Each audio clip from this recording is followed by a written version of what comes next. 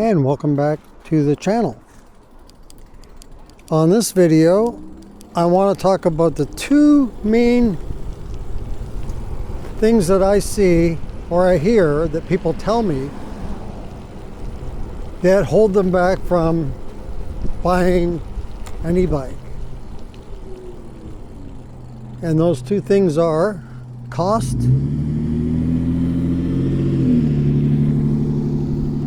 and infrastructure. Infrastructure is an important one, and cost obviously is an important one. Nobody wants to spend more money than they have or have to spend on something like a bike. And infrastructure is pretty important because there's not a lot of it depending on where you're at, like specifically for bikes or e-bikes. And I think they're working toward getting more, but it's a slow process. And for some of us, it's just not fast enough. We want it right now, you know, we want our cake and be able to eat it too. And people are going to feel much safer when they have somewhere they can ride their bike. And I think the designated bike lanes that are completely separated from the road is what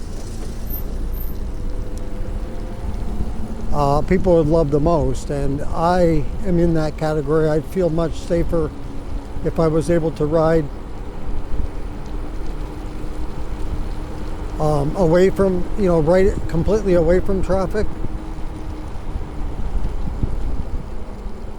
Maybe someday that'll happen, but because I do hear a lot of people say, you know, they don't feel safe, or they think it doesn't look safe for me to be riding as well. They worry about myself. I get so many people telling me, you be careful, you be careful. You know, I get that a lot. And I appreciate that people are looking out for me. But yeah, I can completely understand, especially if you're new to riding, right? And you've not ridden before, then you're not familiar with, you know, handling the bike on the road and etc. But you want, you know, once you get used to it, and just don't think about, I don't think about like having an accident or anything like that. I just pay attention to what I'm doing. You know, I'm conscious of my surroundings. I try to make sure I'm looking around and seeing what's going on. Like sometimes people say, hey, you jumped a stop sign. Well, first of all, here in Oregon, you can legally do that on a bike. You can yield. And obviously, I'm not going to blow right through a stop sign without slowing down and looking to see who's there. But the camera doesn't always show that, right? You can't tell that. I can see clearly that nothing's coming. Obviously, if there was something coming, I would get hit. And you would see that because I'm recording it. Or sometimes I'm recording it. I'm not always recording, but and yeah, so I completely understand the infrastructure and the price. I completely understand that too, because you're looking at minimum.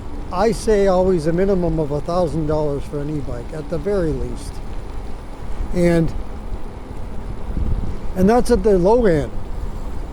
You can find budget priced e-bikes less than $1,000, but they're not easy to find. And are you getting a good quality bike? I'm not so sure about that. But you can expect to spend typically, you know, I'd say anywhere from that $1,000 to $2,000 is going to be the range that a lot of bikes are going to fall into. And this bike I'm on now, I'm on the Lyric Graffiti X, and this bike is a lot more expensive. This one's running at $4,599 right now. So it's more of your higher end. It's not the highest end or anything, because there's bikes you can pay $10,000, $12,000, $15,000 if you can believe it. More, you know, whatever you're willing to spend, there's probably a bike out there for that much money.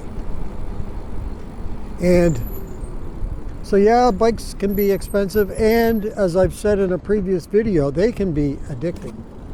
Once you get one, and you get the feel of it and everything, and you get to know what the bike can do and maybe what it cannot do, and then you want to get one that can do what this one doesn't do.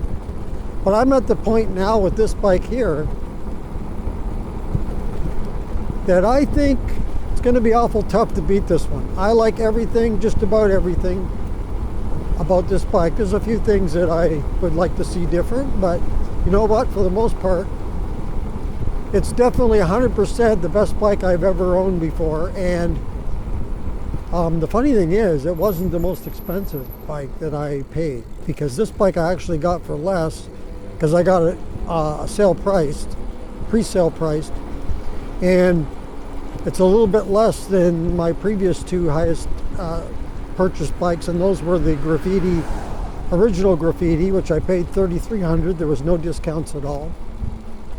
And I bought the Aerial Rider Grizzly, which was also $3,300, and no codes, discount codes or anything, no discount coupons at all. So I paid full price. And those were my two previous most expensive bikes, and still are. This one was a touch cheaper. And so it's funny, my favorite bike and best bike wasn't my most expensive that I paid the most for. But it is worth the most. I just happened to get it on the pre-sale. But you had to wait. You know, you pay for that pre-sale by having to wait 9.5 months for the bike. And I feel raindrops coming again. We've had so much rain here, and I got to pick my spots if I don't want to always ride in the rain. My last ride was in the rain.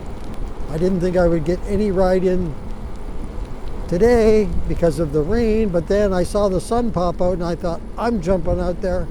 And then the second I got set up to ride, it was overcast again, and now the rain's coming. But let me know in the comments if you agree that cost and infrastructure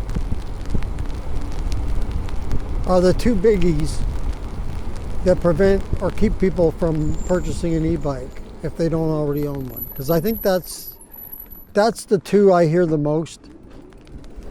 They are expensive, and there's no safe place to ride them. I'm talking road ride, right? I don't mean riding on a bike trail. I mean actually getting out there and being able to commute on a bike, like say to work or the grocery store. People still have their anxiety over that because of the infrastructure or lack thereof.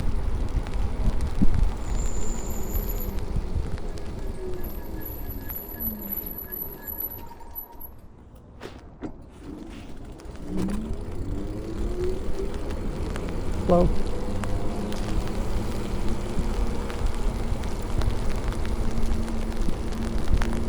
See if we can pass this traditional bike and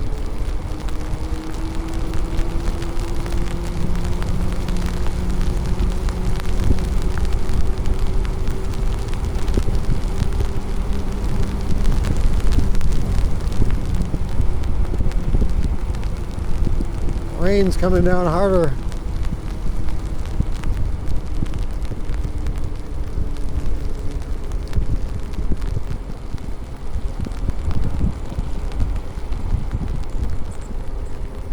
I'm just thankful I was able to get out for a ride. That's going to do it for this video. Hey, if you like this video, go ahead and hit the like button.